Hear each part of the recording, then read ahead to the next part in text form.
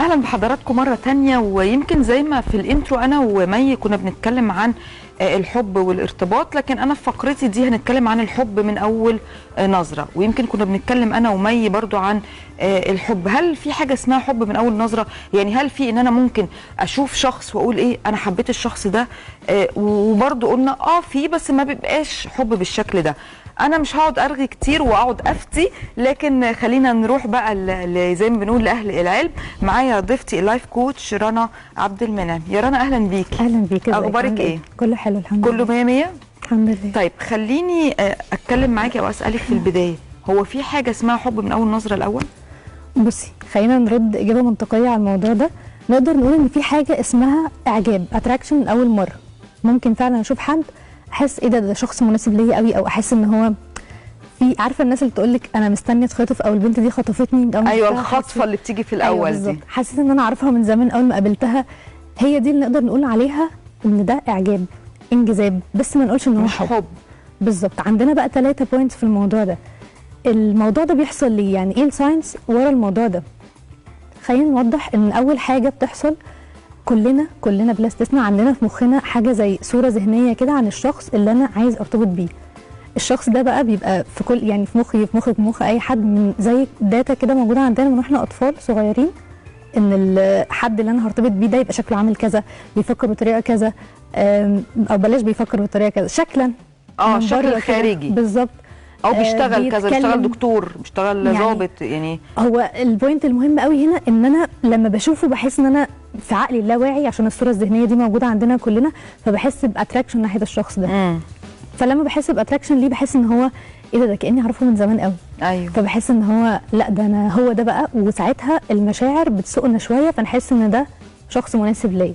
تاني حاجه بقى بتحصل ان الناس اللي بتقول لك انا حبيت من اول نظره، او انا مش اول نظره يعني اول مقابله، تاني مقابله، ده بيبقى حد للاسف مش واثق في نفسه قوي، انه لو اتعرف كويس الحاجات اللي جواك اتشافت ان الشخص ده هيحبني، فما يبقاش عندك فرصه انك تفكر وتقرر وتقول هحب ده ولا لا. انت من اول مره كده او من تاني مره احنا بنحب بعض وبقينا في ريليشن شيب، ما تمرش بالمراحل الطبيعيه اللي هي فيها تقييم، فلا اخاف قوي للشخص ده يقيمني بشكل غلط بالزبط. او يروح بعد لما يعرف زي ما بالبلدي زي ما بنقول يعرف حقيقتي او اتكشف قدامه او انا ما عجبوش يجري يا مجدي. فمن اول مره يبقى احنا بنحب بعض، احنا خلاص ارتبطنا، انت ما عندكش، يبقى شخص محتاج قوي انك تقولي له ان هو خلاص احنا في ريليشن شيب عشان يطمن، عشان هو من جواه قلقان شويه.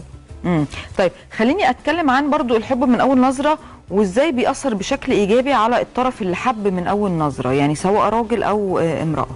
بصي هو بيأثر للاسف بشكل سلبي مش ايجابي. سوري عفوا، بشكل سلبي. اسف. بالظبط. ليه بقى بيأثر بشكل سلبي؟ لان الصوره الذهنيه اللي في مخنا دي وارد جدا انها تكون مش كويسه.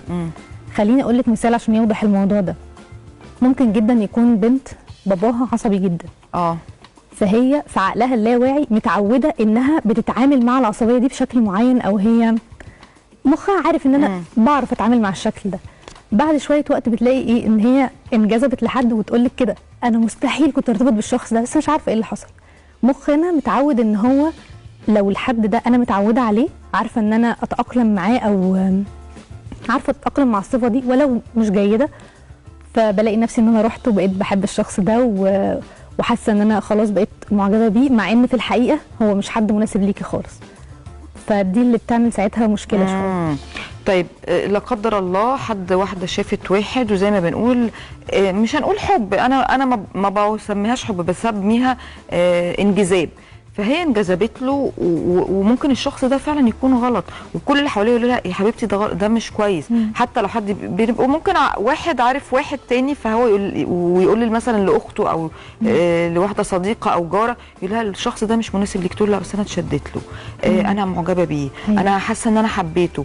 المفروض ايه الخطوات اللي انا اعملها عشان اوقف نفسي؟ وبتكلم على الراجل وعلى الست من الطرفين.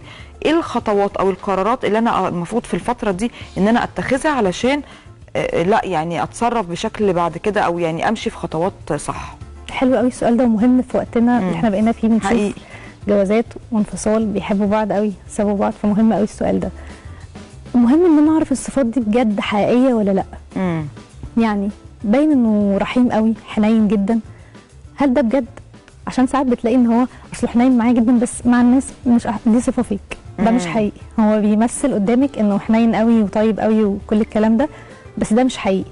فما تركزيش انت بقى مع اللي بيعملوا معاكي وتركني كل اللي بيعملوا مع الناس. تلاقيه بيعامل مثلا اهله بطريقه مش كويسه، الناس اللي اقل منه في الشغل بطريقه مش كويسه، تقولي بس هو كويس معايا. لا، مش كويس معاكي، دي صفه فيك، ومع اول مشكله مش هتكون موجوده. دايما اشوف الراجل، او يعني اي واحده شوفي الراجل اللي متقدم لك او اللي بتقدمي على خطوه معاه، شوفيه بيتعامل مع اهله ازاي. اهله اللي هم امه ابوه.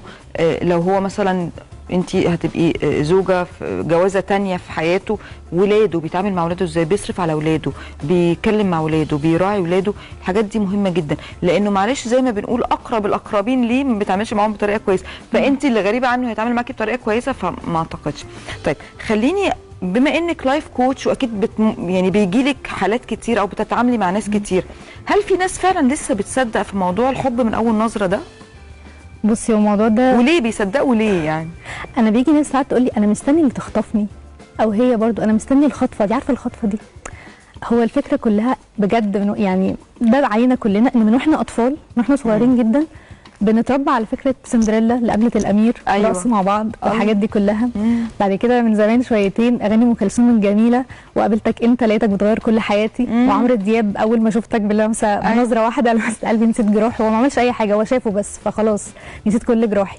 بعد شويه اصبري على الناس دي كده شويه، هتلاقي اللي هو كان طيب، كان حنين، اداري كداب كبير. ايوه وبعد شويه تلاقي برضو اغاني ام كلثوم حب ايه اللي انت جاي تقول عليه، هي انت ما اخترتش من الاول كويس، فخلاص ما تلوميش دلوقتي ان هو. طب هرجع لكان طيب كان حنين اتاري كداب كبير. بنلاقيها وبنشوف راجل بيوقع ست، او ست مش عايزه اقول بتوقع، بس يعني بيبقوا ضاحكين على الاثنين على بعض، واول ما بتقفل عليهم باب بيت واحد الحقيقه بقى بتظهر. ليه التحول ده؟ يعني ليه بعد ما خلاص الراجل ضمن البنت او البنت ضمنت الولد الراجل بيتحولوا؟ ايه الاسباب يعني؟ هو عجبني قوي السؤال ده، وفي حته كمان محتاجين نزودها عليه، ان هو فعلا لما البني ادم بيضمن، احنا كلنا كبني ادمين لما بناخد الشخص ده فور جرانتد، فخلاص انا بضطر ان هو عادي، بتعامل معاه عادي. عشان كده محتاجين نفكر نفسنا، ولو في يعني ناس متجوزين محتاجين تفكر نفسك انت اخترت الشخص ده ليه. انت محتاج تفكر نفسك بالحاجات المميزات اللي كانت موجوده فيه وانت اخترته، عشان ستيل المميزات دي موجوده. صح. فانت ليه لما ضمنتها بقت عاديه وبقيت تروح تدور على حد تاني في حاجات تانيه؟ ما هو انت كنت عايزها من الاول، عايز المميزات دي من الاول. صح.